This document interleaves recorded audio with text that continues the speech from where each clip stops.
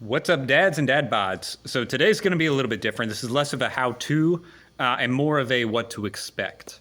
Um, so I wanted to give you guys an idea of what to expect in a C-section delivery. Now, I've only got one kid so far. My wife and I want to have more, but typically for doctors, when a woman has to have a C-section, they're very hesitant or opposed to having a mom give a vaginal birth for the next kid. So it looks like we're probably going to continue to have C-sections until she's not able to have them anymore, at which time we'll have to talk about, not having kids biologically after that point. But just to give you an idea of kind of what happens so that you know what to expect. So the first thing that you'll have to do is you'll have to take into consideration during the process of her being pregnant, be prepared for the possibility that a vaginal birth might not be possible. Okay, so now it's not the most common. It's more common to have a vaginal birth than it is to do a C-section, because if there's no reason to do a C-section, then the doctor's going to want you to do a vaginal birth.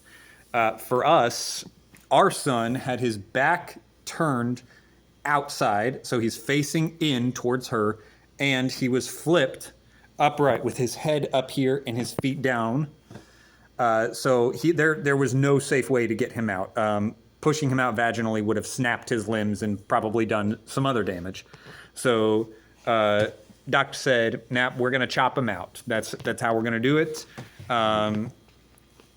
Take some time to talk about it, and then we're gonna put a date on the calendar." Now, for us, she would have rather done that anyways, so that wasn't like too big of a shock. But for those of you with expecting moms, you might have to think about how she's going to respond to that. That might be something that y'all have to work through together, because some women will be very disappointed if they can't do a vaginal birth.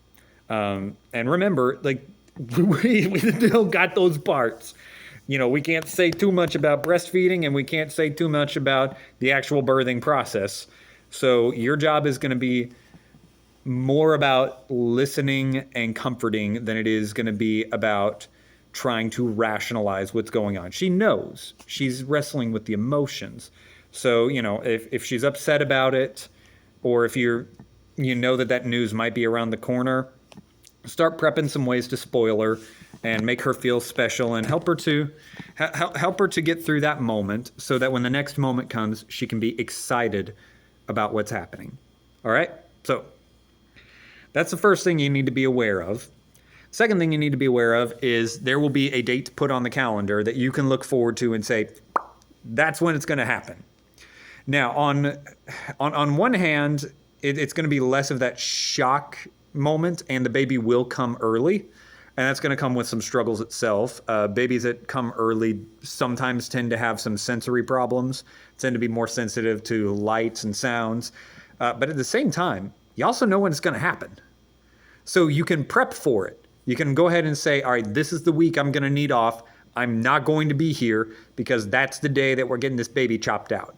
All right, so it gives you more ability to plan things, instead of like with a friend of mine up in northern Tennessee, I believe, who every single baby that she's had has been late by at least 2 to 4 weeks. So it's, you have less of those question marks looming over you. You're not having to stress about, when it's going to happen. If we're in this location and she starts to go into labor, what do we do? You don't have to worry about that as much. Now, that being said, we did not have a normal scheduled C-section. We had an emergency C-section because little bro decided he was going to kick his way out. And so with a good solid kick, he broke her water. So, and that was that was early morning, 3-4 days before we were supposed to get him cut out originally. So even though we knew around what time it was going to be, he still came 4 days earlier than we were anticipating. And one thing just for either birthing process, if water breaks, you're going in today, and that baby is coming out quickly, because if the baby stays in there, it's going to cause not only some major dangers for the baby, immediately, but it can also cause infections that you'd have to worry about. So you need to go in. If water breaks, go to the hospital. All right. So when we get there, she goes back first to get things, like scheduled and arranged and whatnot, and then I come back to be with her, and they come in and they're doing all the tests, seeing if she's dilating, which she was, because baby's kicking his way out.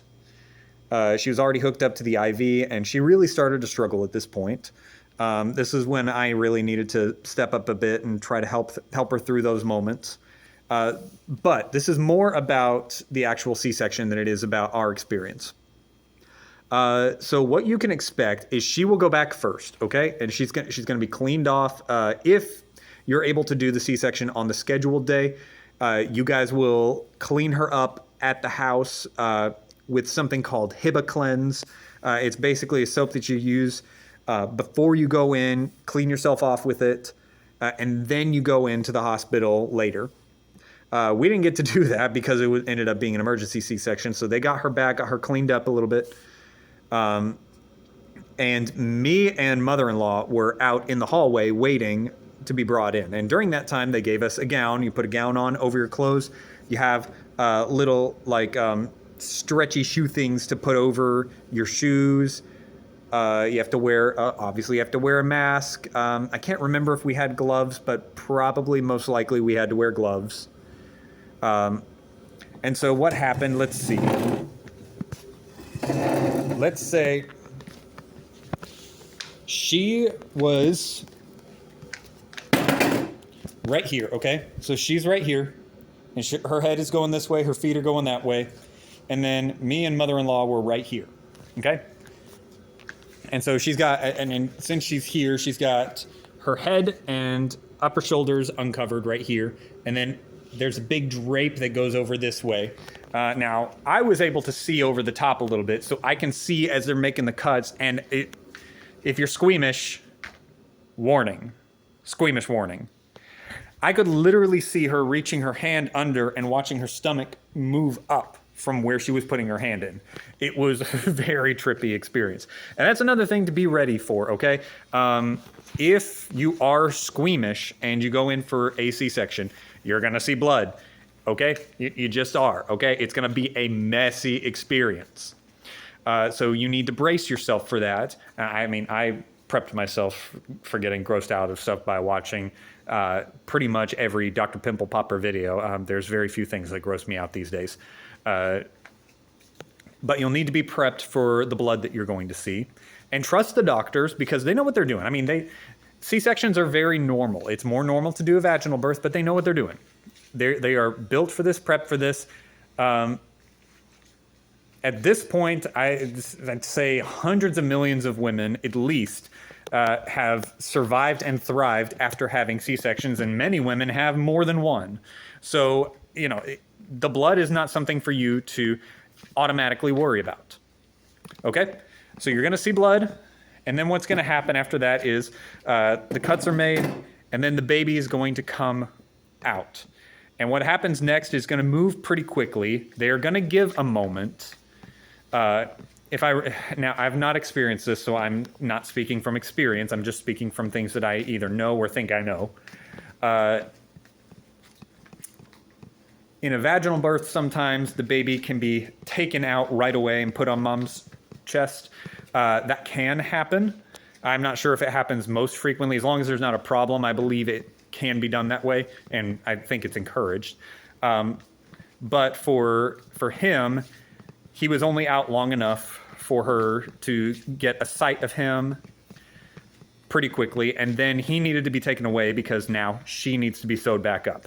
Now, again, this is another part that's very difficult for her. My wife struggled with this part because she just saw her baby for the first time, and of course, you can imagine it. Like the thrill and the joy that filled her face was the most amazing thing I've ever seen.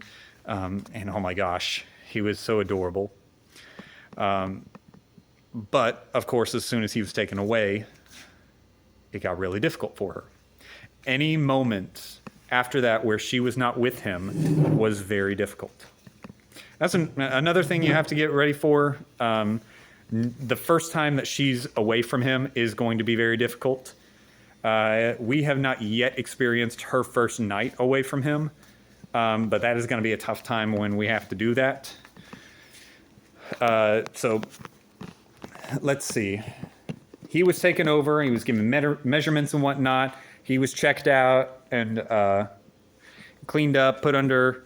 It's basically like under like a heat lamp. I mean, because he's going to be cold. You need to keep the dude warm.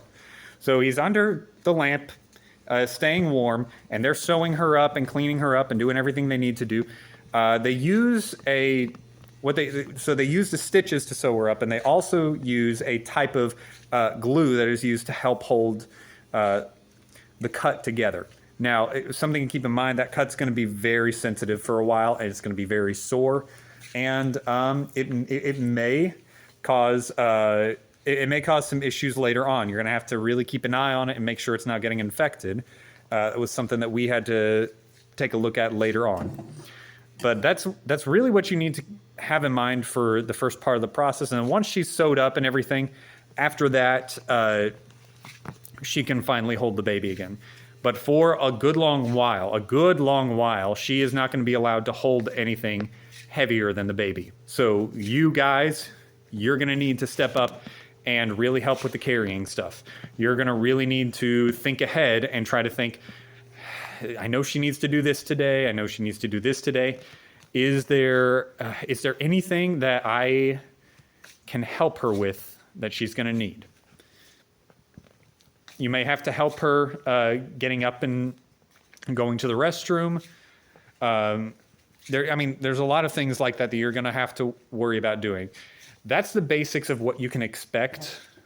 A lot of it then is just going to be monitoring what the actual cut is doing. So I hope I can give you just a little bit of a snapshot of what you can expect if you have to do a C-section. If you have any more specific comments, let me know down in the comment section. I'd be happy to fill you in. And I know it's not really a how-to thing, but I just kind of wanted to fill you in, and that way you're not taken off guard so much, and you know what to expect.